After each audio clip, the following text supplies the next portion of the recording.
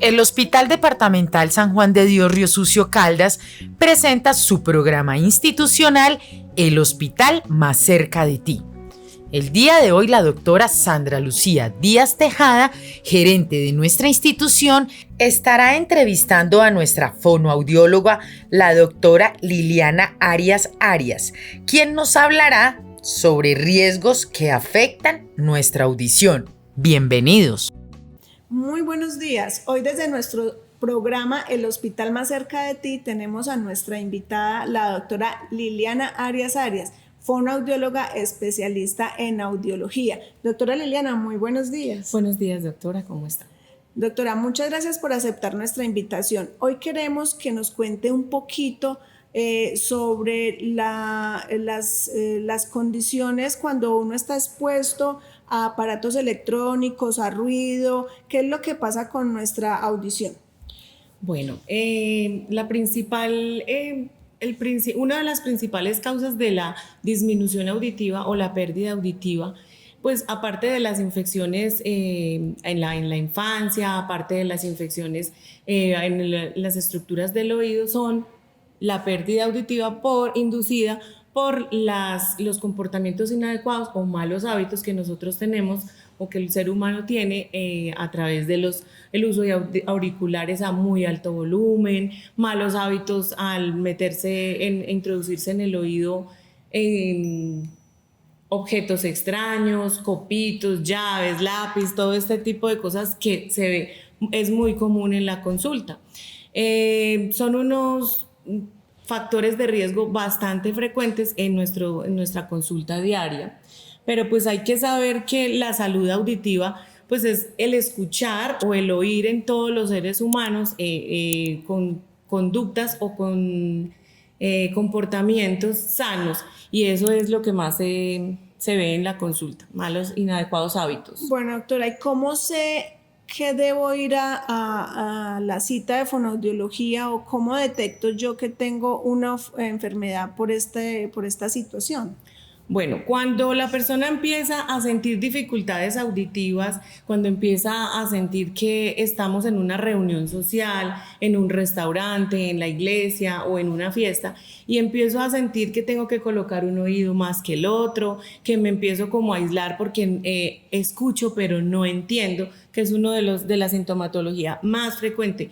Es que yo le escucho, pero no entiendo lo que me está diciendo. O van a la iglesia y quedamos igual. Entonces empieza a sentir que hay un aislamiento, hay dolor, hay cefalea, empieza a haber pérdida de equilibrio, empiezan a tener un comportamiento aislado socialmente, y es cuando la persona debe consultar. Pues aparte de lo que es una estructura con dificultad como lo es la otitis, cuando hay una infección a repetición como es la otitis media aguda y empieza a repetirse 2 o 3 veces en el mes y empiezan a consultar, empieza a disminuir la agudeza auditiva.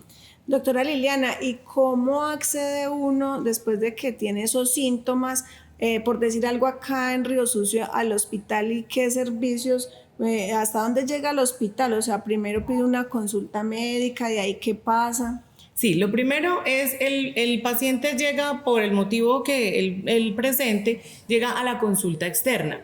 Cuando llega a consulta externa, pues se identifica el factor de riesgo, se identifica la sintomatología, y puede ser o por médico general o porque llega directamente al servicio de fonoaudiología.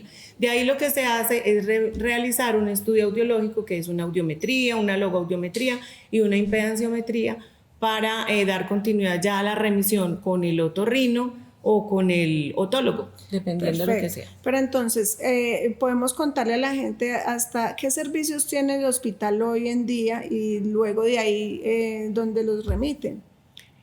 En el hospital se hace detección y prevención por el servicio de fonoaudiología. Se hace la remisión al médico pues pertinente, en este caso el otorrino, y pues hasta ahí llega el proceso hasta el momento, ¿sí? De ahí en adelante ya es por la especialidad de otorrino. Perfecto. Doctora, ¿y en el municipio hay otros servicios que puedan la gente ir aparte del hospital para estos diagnósticos? Sí, claro. En el momento, pues yo soy especialista en audiología, realizo esa parte de valoración en cuanto a audiometría, logoaudiometría y adaptación de audífonos.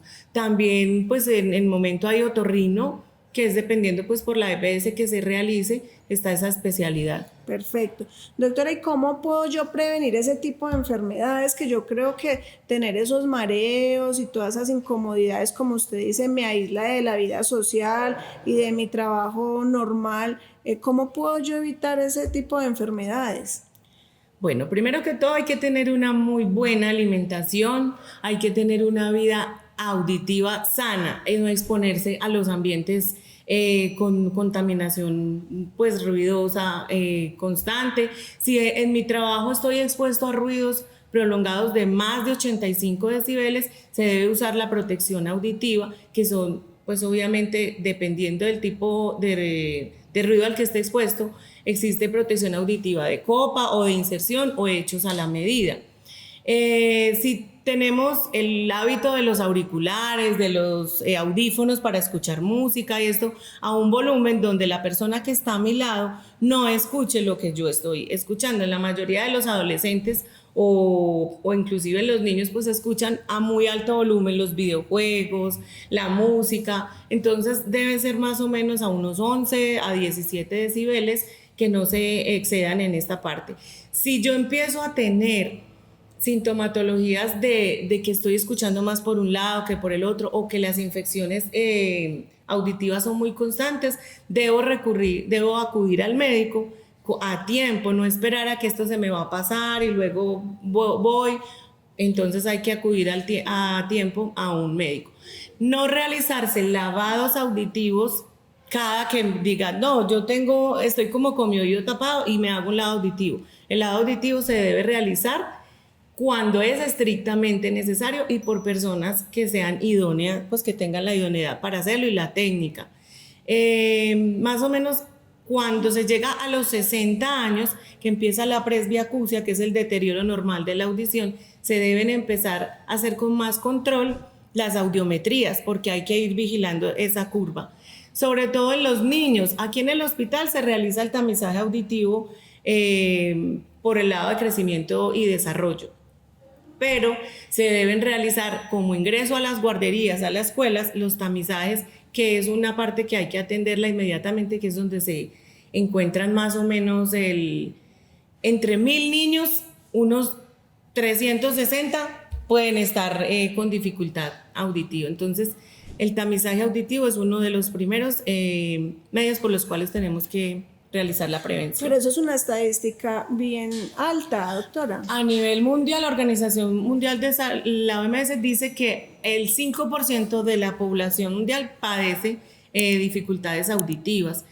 Más o menos unos 360 millones de personas, entre niños y adultos, padecen la hipoacusia, que es la disminución auditiva incapacitante, es decir, que ya requieren una adaptación de audífonos. Y entre ellas, pues la principal están los niños, que es donde no se detecta. Porque en los jardines se detecta, dicen, bueno, se valora y el niño habla y se comunica normalmente, pero resulta que ese niño tiene un oído que está con dificultad auditiva y el otro no. Entonces él habla porque suple la necesidad toda con esta. Y se ha perdido mucho tiempo para valorar el otro oído y tratarlo por la otitis o por la disminución auditiva que tenga en el momento. Doctora, en toda su charla me llamó la atención algo y es que la gente se introduce determinados cuerpos extraños a los oídos. Me imagino que es por sacarse cera o rascarse. Bueno, yo sé que eso no se debe, pero entonces las personas que usan el copito para limpiarse, ¿se puede o no se puede? ¿O cómo es la manera de cuidar sus oídos? Exactamente, y esa pregunta es pues excelente en este momento. Los copitos no se deben introducir dentro de los oídos, ¿sí? Ni el lápiz, ni la llave, ni el palillo, ni el fósforo, ni nada de estos objetos que se suelen introducir. El copito se debe por dentro no se debe introducir, pero sí en la parte externa podemos humedecerlo con aceite puede ser cualquier tipo de aceite mineral, y limpiar la parte de afuera, toda esta parte de la concha, pero no se debe introducir, porque al hacerlo, entonces, sentimos que sacamos la mitad, pero la otra parte se va empujando hacia la membrana y se va formando el tapón de cerumen ya total, que tiene un color como marrón y seco.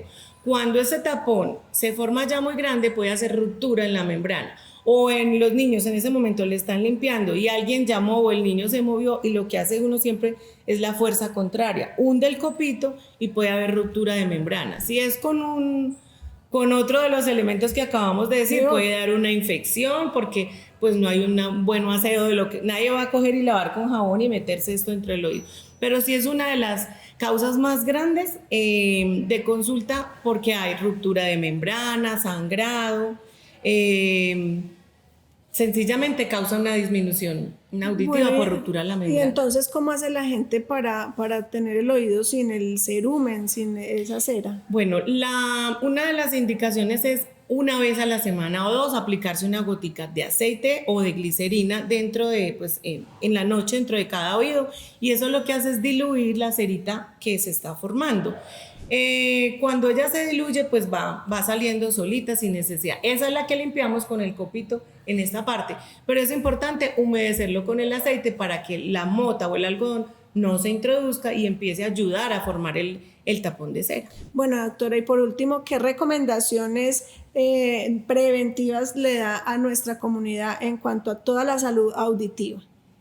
Bueno, acudir cuando tengamos alguna sintomatología de las que hemos dicho, el aislamiento, disminución por un oído más que el otro, que escucha pero no entiende, cuando hay presencia de otitis a repetición, o sea que se inflama el oído y que están 2, 3 veces al mes o varias veces al año, hay que acudir y también hacerse a los niños, hacerle el tamizaje auditivo a partir de inclusive de los 0 a los 5 años, que se debe realizar el tamizaje en ellos. Pero en los adultos se debe hacer una valoración auditiva cada año. Perfecto, doctora Liliana, le agradecemos desde nuestro programa El Hospital Más Cerca de Ti por toda esta educación y esta información que nos dio. Hoy aprendimos muchísimo con usted. Muchas gracias. A usted, doctora, muchas gracias.